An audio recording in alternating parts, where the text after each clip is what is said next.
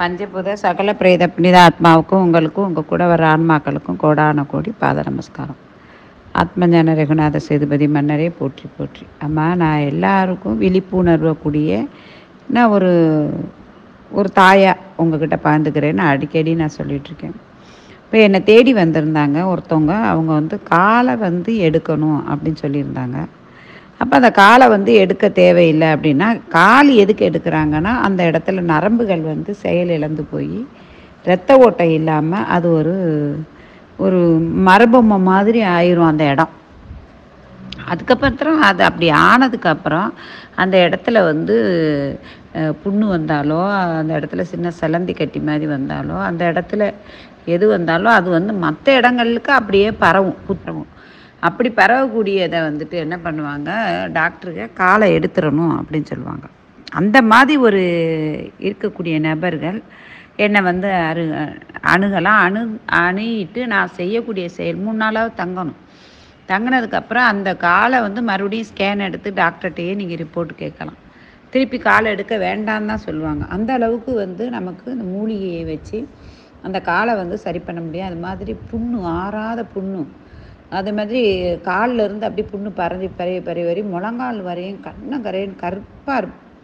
அந்த கருப்பாக கால் கருப்பாக ஆயிடுச்சு அப்படின்னாலே உங்களுக்கு நம்ம அதாவது ஒரு ஆலமரத்தை தாங்கக்கூடியது விழுதுகள். அதே மாதிரி ஆலமரத்து அழிஞ்சு சாஞ்சிருச்சுன்னா ஒன்றுமே பண்ண முடியாது. நம்ம உடம்பை தாங்கக்கூடிய ஆணித்தரமான ஆலமரம்னா அந்த விழுதுகள் எதுன்னு கேட்டால் அது நம்ம பாதமாக தான் இருக்கும், நம்ம ஆலமரம். ஆனால் நம்ம எப்போ வேணாலும் சாஞ்சிரும் இந்த பாதங்களுக்கும் கால்களுக்கும் ஏதாவது வந்தால். ஆனால் அந்த கால்களை நம்ம ரொம்ப ரொம்ப ரொம்ப பராமரிக்கணும். அப்படி அந்த காலில் சின்ன கட்டி வந்தாலோ நம்ம இது வந்தாலும், ஏன்னா அதுதான் நம்மளை எல்லா இடத்துக்கும் எடுத்து ஏணிப்படி மாதிரி ஏற்றி கொண்டு போகிறதும் இறக்கி விடுறதும். அந்த பாதம் போனாலோ கண்கள் போனாலோ ஒரு மனிதன் ரொம்ப பெரிய கஷ்டத்துக்கு ஆளாகணும். ஆனால் அதே சமயத்தில் அந்த எத்தனை கோடி கொடுத்தாலும் அந்த சொந்தமாக இருக்கக்கூடிய கால், சொந்தமாக இருக்கக்கூடிய கண்களுக்கு நிகராக வேறு எதுவுமே கிடைக்காது. அப்படி இருக்கும்போது இந்த கண்களுடைய பாதுகாப்பும் காலுடைய பாதுகாப்பும் ரொம்ப ரொம்ப ரொம்ப அவசியம். அப்போது ஒரு மனிதனுக்கு இப்போ நிறைய பேர் என்ன பண்ணுறாங்க, ஓடுறாங்க பணத்தை நோக்கி, தொழிலை நோக்கி, வாழ்க்கையை நோக்கி. நம்ம மேலே யாரும் பாசம் வைக்கலையே அப்படின்னு சொல்லிட்டு போகிறாங்க. ஆனால் அது ரொம்ப பெரிய தப்பு. உங்களை நீங்களே நேசிங்க. அவங்க சொல்லுவாங்க, இவங்க சொல்லுவாங்க, அவங்க நம்மளுக்கு என்கரேஜ் பண்ணுவாங்க. அவங்களுக்கு முன்னாடி நம்ம போட்டியில் நமக்கு ஓட்டப்பந்தயம் கிடையாது, ஜெயிக்கணும் அப்படின்னு கிடைக்குது. ஜெயிக்கணுங்கிற அவசியமே இல்லை. ஜெயிக்கிற டைம் வரும்போது தானாகவே நம்மளை கை தூக்கி ஆண்டவன் விடுவான். ஆனால் நம்ம முதல்ல சிவர் இல்லாமல் சித்திரம் வரைய முடியாதுங்கிற மாதிரி நம்ம உடம்பை நம்ம ரொம்ப கவனமாக பார்க்கணும். அதே மாதிரி இந்த காலுக்கு ரொம்ப ரொம்ப முக்கியத்துவம் கொடுக்கணும். அதே மாதிரி அந்த காலை எடுக்க விடாமல் அதை காப்பாற்றி கொடுக்கக்கூடிய அளவுக்கு காப்பாற்றி கொடுத்தேன். அவங்க ரொம்ப ரொம்ப சந்தோஷப்பட்டாங்க. அடுத்தாப்பில் வரும்போது அவங்க அந்த அவங்க ஃபோனில் எடுத்த அந்த வீடியோ எடுத்து வச்சுருக்காங்க. நான் எடுக்கலை. அவங்க தரேன் இருக்காங்க. ஆனால் அது ஒரு அதில் புழுவெல்லாம் கூட வந்திருக்கு.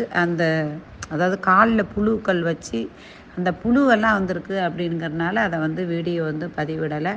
நீங்கள் கேட்டுக்கிட்டால் நான் அந்த வீடியோவை நான் பதிவு விடுறேன். அது மனசை பாதிக்குங்கிறதுக்காக நான் பதிவிடலை. அப்படி புழு வச்ச காலையே சரி பண்ண முடிஞ்சிச்சு. அப்படிங்கும்போது என்னால் 4 குழந்தைகளை காப்பாற்றணும் அப்படிங்கிறது தான். அதே சமயத்தில் பெருமை தேடியோ புகழ் தேடியோ அவங்க பார்ப்பாங்க, இவங்க பார்ப்பாங்க, நமக்கு ஒரு வெற்றி கிடைக்கும்ங்கிற எண்ணத்தை கைவிட்டுருங்க. உங்களுடைய வாழ்க்கையை நீங்கள் முழுமையாக வாழ கற்றுக்கிறங்க. நீங்கள் சந்தோஷமாக இருக்கணும் ஒவ்வொருத்தவங்களும்.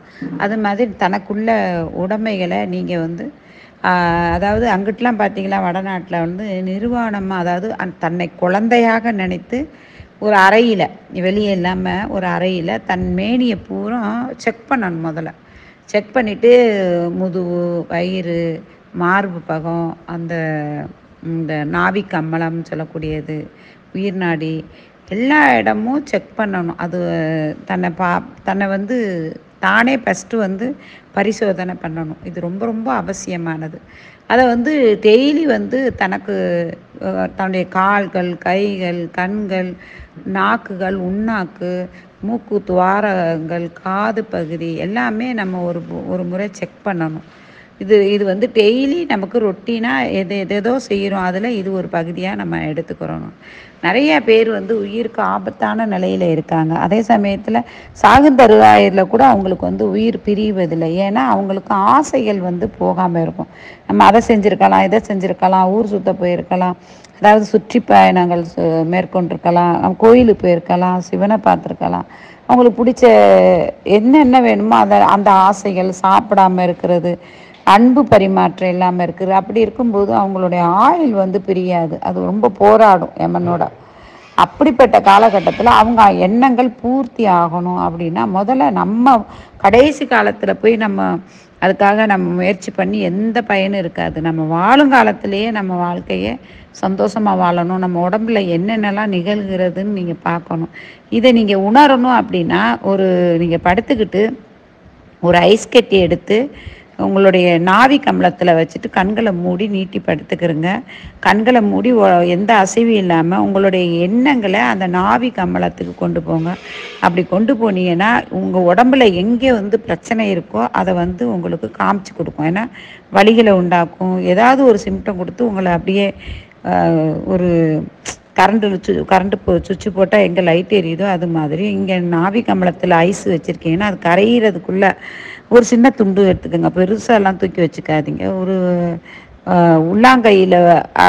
உள்ளாங்கையில் உள்ள ஒரு பாதி பீஸ் எடுக்கிற மாதிரி எடுத்து உள்ளே வச்சுக்கோங்க. நல்லா ஒரு கேக்கு சைஸில் எடுத்து அதில் வச்சுக்குங்க. அந்த மாதிரி பண்ணும்போது உங்களுக்கு உங்களுடைய எங்கெங்கே பிரச்சனை இருக்குதுன்னு கண்டுபிடிக்கலாம். அதை கண்டுபிடிச்சது இது அந்த காலத்தில் வந்து ஸ்கேன் கிடையாது, அந்த காலத்தில் வந்து எக்ஸ்ரே கிடையாது. இந்த மாதிரி தான் கண்டுபிடிப்பாங்க நம்ம உடம்புல. அந்த மொத்த நோயும் மொத்த இதையுமே ஒரு ஸ்கேனிங்காக எடுக்கக்கூடிய ஒரு ஆற்றலை தரக்கூடியது அப்படின்னா இந்த நாவி கம்பளத்தில் ஐஸ் வச்சு நீங்கள் வந்து கண்களை மூடி அப்படியே நேராக உடம்பு அசைவின்றி அப்படியே ஒரு 10 நிமிஷம் படுத்திருந்தீங்கன்னா அது உங்களுக்கு தெரியும். அது மாத்திரம் இல்லை, இதை நீங்கள் கண்டினியூ பண்ணும்போது உங்களுக்கு எப்படிப்பட்ட நோயையும் குணப்படுத்தக்கூடியது வல்லமை ஆற்றுறது. முக்கியமாக அந்த கேன்சர் இருக்காங்க இல்லையா, புத்துநோய்க்காரவங்க, அவங்கெல்லாம் இது ரொம்ப ரொம்ப ஃபாலோ பண்ணால் அந்த அணுக்களை வந்து வளர விடாமல் தடுக்கக்கூடிய ஆற்றல் இதுக்கு கண்டிப்பாக உண்டு. எத்தனையோ நல்ல விஷயங்கள் பதிவிடுறேன், ஆனால் நீங்கள் எடுத்து செயல்படுறது உங்கள் கையில் தானேம்மா இருக்குது. வாழ்க வளமுடன் என் அன்பு செல்வ குழந்தைகளாம்.